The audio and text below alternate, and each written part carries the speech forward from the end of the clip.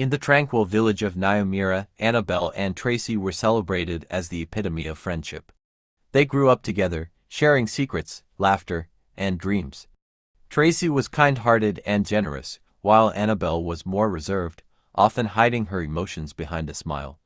Tracy's life unfolded like a fairy tale. She married David, a kind and hard-working man, and their union was blessed with a son, Liam. They lived in a cozy home adorned with flowers, where laughter echoed in every corner. Annabelle, on the other hand, struggled with her ambitions. She was single, worked odd jobs, and felt overshadowed by Tracy's perfect life. Annabelle, Tracy often said, "I'm so grateful to have you in my life. You're like a sister to me." Annabelle would smile, but inside, her heart burned with envy. As the years passed, Annabelle's jealousy deepened. Tracy often invited her over for dinner, where she watched David's tender care for his wife and son. Liam's giggles filled the room as he showed Annabelle his drawings. "Your family is so perfect," Annabelle said one evening, forcing a smile. "It's not perfect," Tracy replied modestly. "We just try our best to love each other." That night, Annabelle lay awake, replaying Tracy's words. "Why does she have everything I've ever wanted?" She thought. Slowly, her admiration turned into bitterness. Annabelle began sowing subtle seeds of doubt in David's mind. "Tracy's so busy these days," she remarked casually one day. "She hardly has time for herself. I hope she's not overworking herself." David shrugged it off, but the comment lingered. Annabelle's charm and attentiveness made her presence in their home seem natural. Tracy, oblivious to Annabelle's intentions, confided in her. "David's been distant lately," she said. "I hope I'm not failing as a wife." "Don't be silly," Annabelle replied, masking her satisfaction. "He loves you." Annabelle's jealousy reached a breaking point during Tracy and David's 10th wedding anniversary. Watching them dance under the moonlight, surrounded by friends and family, Annabelle made her decision. She would take Tracy's life and replace her. The next morning, Annabelle began putting her plan into motion. She pretended to be supportive, helping Tracy with errands and offering to babysit Liam. In truth, she was studying Tracy's routine, waiting for the perfect moment.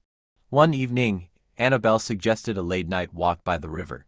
"Let's relive our childhood days," she said with a warm smile. Tracy hesitated but agreed, trusting her best friend. The moonlight illuminated the riverbank as the two women strolled, reminiscing about their youth.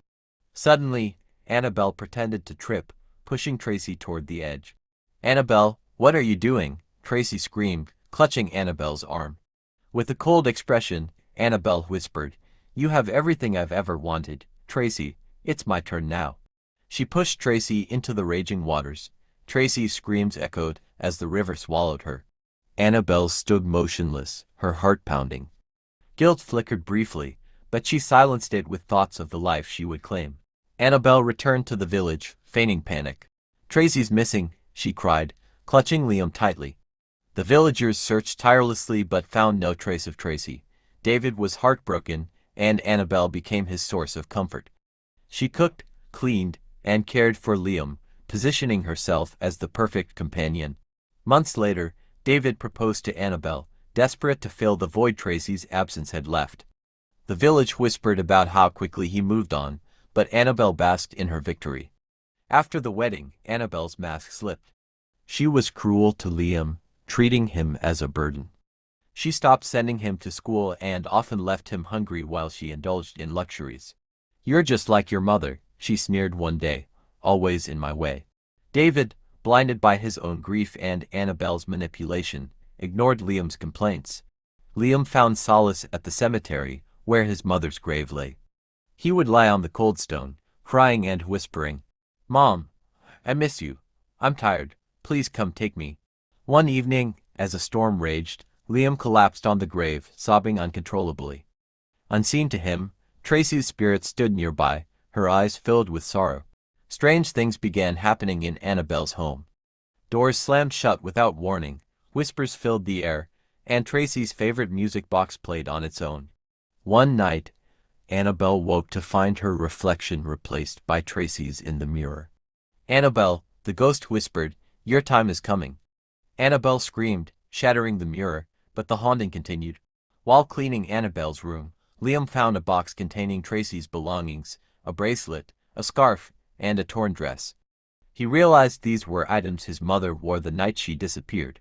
Liam took the evidence to the village elders, who confronted Annabelle.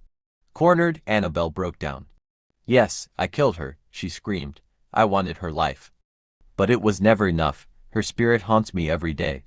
As the villagers gasped in horror, Tracy's ghost appeared, her presence commanding silence. "Annabelle," she said, her voice echoing, "you betrayed me, hurt my son, and destroyed my family. Justice will be served." The villagers banished Annabelle, and David begged for Tracy's forgiveness. "Take care of Liam," Tracy's spirit said. "He is all that remains of us." With those words, Tracy's ghost disappeared, leaving behind a peaceful breeze. David devoted himself to being a better father, ensuring Liam returned to school and found happiness. The villagers often visited Tracy's grave, leaving flowers as a tribute to her kindness. Liam grew up strong, carrying his mother's memory in his heart. Tracy's story became a cautionary tale in Nigerianmovies, a reminder of the dangers of envy and the power of a mother's love. The moral lesson of this story is that envy and betrayal can destroy lives, but truth and justice always prevail in the end. Genuine friendship thrives on trust and love, while greed and malice lead to inevitable consequences.